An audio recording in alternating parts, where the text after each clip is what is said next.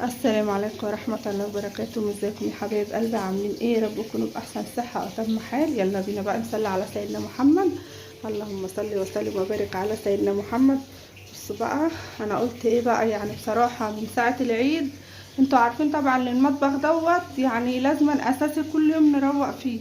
بس يعني كلنا طبعا بننشغل بالاكل وبالبيت وبالاوديان وبالحاجات دي، فيعني ايه بنروقه من فوق. لكن انا النهارده بقى قلت لا، لازم اديله ترويقه، انما ايه زي ترويقه العيد بالظبط. تمام. هنا طبعا نزلت كل المواعين اللي انا بستخدمها اهي زي ما انتم شايفين اهي، كلها غسلتها. طبعا ما رضيتش ايه اصور معاكم عشان ما اطولش عليكم، ولسه في حاجات اهو. وطبعا بصوا يعني ما شاء الله لازما ايه نشيل كل اللي على الرفوف دي كلها، الحاجات دي كلها، واغسلها حتى بما فيهم المفارش. المفارش دي اخرى لازم تتغسل. تمام. بصوا يعني ايه ما شاء الله، والله رغم ان انا كنت مروقه تروقه، انما ايه يعني حتى ارجعوا للفيديوهات هتلاقوا تروقه العيد ما شاء الله كانت باينه فيه. بس ما علينا، احنا كلنا يعني بنتحط في هذا الموقف.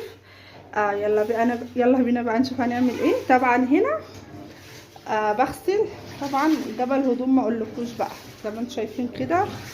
هنا بملى الغساله على الابيض، هظهر الابيض بس اشوف بس لو في الوانات ولا حاجه، فانا هشيلها عشان ايه ما تظهرش مع الايه الهدوم. طبعا هنا كنت جايبه مساحيق. ماشي. طبعا الركن ده انا عاملاه للمنظفات بس هنروقه برده، يعني مش هسيب اي حاجه متبهدله خالص. وده الكرور. ماشي. ودي خلطه هنعمل بيها بالصابونه، ابقى اعملها لكم فيديو لوحده. طبعا بقى هنا ايه العلبه بتاعتنا، طبعا عشان بس ايه شايفين يعني بصراحه الدنيا متبهدله عندي. بصوا مفيش مسحوق عندي، فانا لسه جايبه اهو مسحوق كروركس بس من اللي هو السايل اهو. فانا خايفه بصراحه بقى مركون هنا بقاله 3 ايام، خايفه يجي عليه ميه، فانا هشطف بس العلبه دي من بره، هبل حته قماشه مبلله كده وهمشي عليها وهظبط المكان هنا، ونرجع بقى يا حبايب قلبي نشوف هنعمل ايه. طبعا هنا برضو جايبه زي للغسيل برضو معجون. ماشي. بس بينضف يعني ما شاء الله حلو، يعني خلاني استغنى عن الكرور. هنا انا كنت بجيب كرور بس بصراحه ما بقتش اجيب، بقيت يعني استغنيت عنه بالمعجون ده. يلا بقى نشوف هنعمل ايه يا حبايب قلبي وارجع لكم تاني. طبعا هنا بقى ايه مسحتها بحته قماشه، فايه بواكي هو بس يعني الفرق ان ده سايب والميزان بتاعه بيبقى ايه احسن من الاكياس. ثواني بس كده لان ايه زي ما انتم شايفين كده. هنا فضيته. بصوا بقى ايه يعني هو ما يفرقش حاجه على اللي انت بتجيبيه من بره. بصوا ما شاء الله اهو، ما فيهوش اي حاجه خالص تحطيه. عايزه بقى تحطي على اي اضافات، عايزه تحطي كربونات تحطه، بس انا ايه بصراحه انا عندي المعجون ده ما بيخلينيش احط اي حاجه تانية، يعني الحمد لله. يعني ساعه ما جبته بصراحه بينضف لي الهدوم وخلاني استغنى عن حاجات كتير قوي كانت مكلفه جدا. بصوا هنا بقى انا ايه قلت اما حبيت اوريكم الرغوه بتاعت المسحوق عشان بس ايه تفكروا ان هو ما بيرغش، لا بيرغى رغوته ما شاء الله وريحته حلوه برضه. شوف بقى يلا هنعمل ايه في المطبخ. بصوا ما شاء الله يعني هدوم ما اقولكوش غير ما بنتي بتنشر. وهنا المواعين بقى مسكتها غسلتها كلها، ما خليتش اي حاجه خالص، يعني جبت مواعين نضيفه على مواعين مش نضيفه على كله نزلته كله. وادي اهو. طبعا كل ده انا برضك هشيله، انا بعرفكم يعني ان ده كله هيتشال عشان ما اطولش عليكم. وطبعا ده الاخرى هتتشال وهتتغسل بس بعد ما اخلص الايه الدوره اللي في الغساله. يلا بينا حبايب قلبي بقى نستعين بالله كده. ويلا اي واحده مكسله والحر بقى مفرهده زينا كده، لا قومي اتنشطي وبعد كده خدي لك شاور ساقع حلو كده. المهم تقعدي ايه وانت رايقه ما فيش اي حاجه خالص، تخشي المطبخ تلاقي ايه بقى ما اقولكوش جنه، تحبي تقعدي فيه كده ليل ونهار. هنا طبعا الشباك بصراحه انا قافلاه عشان خاطر القطط، فهحاول افتحه بس عشان يجيب لي شويه هوا، لان بصراحه الجو كاتم عندنا خالص خالص. يلا بينا حبايب قلبي. بصوا هنا بقى كنت شلت كل حاجه خالص اهو، خليت الرف ما فيهوش اي حاجه خالص. تمام. هنا بقى ايه بنملى الكولمن ونحط فيه تلجايه كالعاده زي اي بيت مصري. خدي يا ياسمين.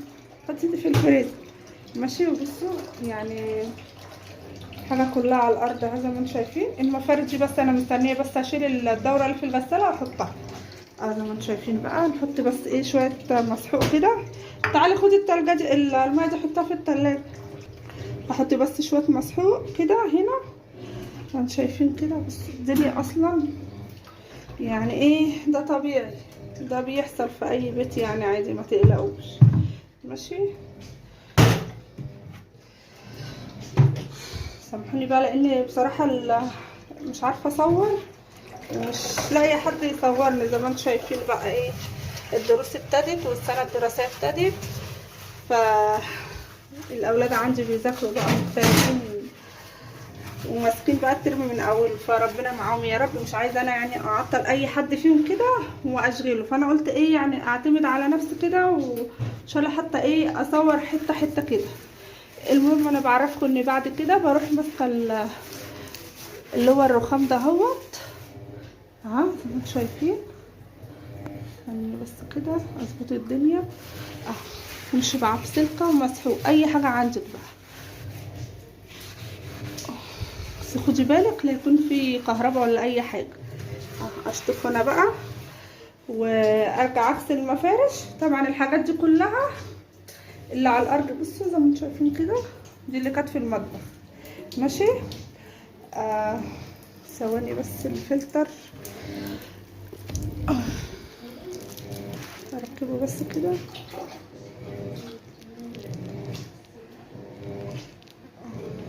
ماشي. وارجع لكم تاني بقى يا حبايب قلبي اكون ايه اوريكم الشكل النهائي خالص. بس بصوا انا بعرفكم يعني الدنيا عامله ازاي. دي ايه قبل هوريكم بعد ان شاء الله برضو. لسه الهدوم زي ما هي وادي المواعين وربنا يعيننا جميعا يا رب. بس انا بفهمكم ان ده يعني في اي بيت بيحصل وده وارد في اي حته ومش لازم في العيد بس الرهق لا ده في الايام العاديه كمان بتبقى اصعب. فانا اوقف بقى يا حبايب قلبي واظبط الدنيا وارجع لكم اوريكم الشكل النهائي. اهم حاجه بس ما تنسونوش بالله كل اشتراك في القناه وتفعيل زر الجرس عشان يوصل لكم مني كل جديد. ولو عرفتوا تشيروا الفيديو في اي موقع يبقى جزاك الله كل خير. اهم حاجه ما حدش يتخطى الاعلانات.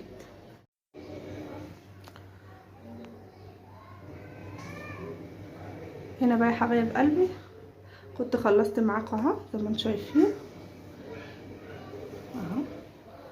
الدنيا اتظبطت ورجعت زي الاول واحلى كمان. وغسلنا المفارش كمان طبعا ما خدتش وقت، فرشتها على طول يا دوبك مسافه ما بمسح. طبعا مسحت الارضيه زي ما انتم شايفين برضو كانت الدنيا بايظه خالص. وعقبال ما دعكت الحوض دعكت البوتاجاز ورصينا الاطباق. طبعا غسلتها كلها نزلت كل الحاجات اللي انتم شايفينها دي كلها غسلتها يا حبايب قلبي. ايه رايكم بقى كده ولا كان الاول؟ لا طبعا كده الحمد لله. يعني الواحد كده يخش المطبخ يحس براحه نفسيه. تقعدي بقى ايه تبدعي بقى وتفنني في الاكلات بقى وايه. المكان ده طول ما انت واقفه في مكان نضيف بتبقى نفسيتك مرتاحه طبعا.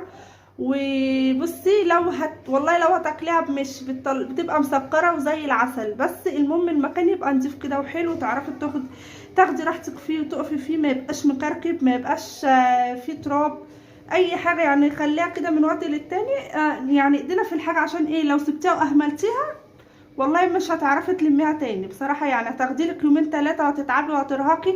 لا كده خلي ايدك في الحاجه على طول عشان طول ما انت ايدك في الحاجه طول ما هي نظيفه مش هيبقى فيها اي حاجه. طبعا البلاستيكات دي انا خليتها لوحدها. ودي طبعا الالومنيا ماشي. انا عندي الومنيا تانية بس انا مطلعه لقد استعمال. ودي الحلل اللي هي الزرقاء ودي الاستانلس طبعا بستخدمها في السلق بس ما بعملش بيها اكلات. وطبعا الحاجه رجعت زي الاول واحلى وادي الحاجات اللي تحت طبعا دي التوابل وكل الحاجات اللي انا بستخدمها ماشي. والكلمن وكل حاجه زي الفل. والارضيه بصوا يعني الحمد لله خلصنا. ما فاضلش بس الا الغسيل يتغسل ويتنشر وخلاص بقى ايه اقول لكم كده ايه اشوف وشكم على خير. مسحنا خلاص كمان وهنا طبعا كان جنب الغسال عايز يتمسح مسحناه وخلينا الشقه ما فيش بعد كده. طبعا انا مش هفرش حاجه لان بصراحه الجو ولعه ولعه ولعه ما اقولكوش والله منها يعني على المحاره وكده. فطول النهار الشمس تخبط فيها فتحس ان الدنيا كلها زهده عندي في الشقه. فانا غسلت الحصر وركنتها، قلت خلاص بقى ما اقعدش افرشها تاني عشان الجو ولع. ايه رايكم بقى يا حبايب قلبي؟ هنا طبعا الغساله دايره كالعاده، وغير ما نشرنا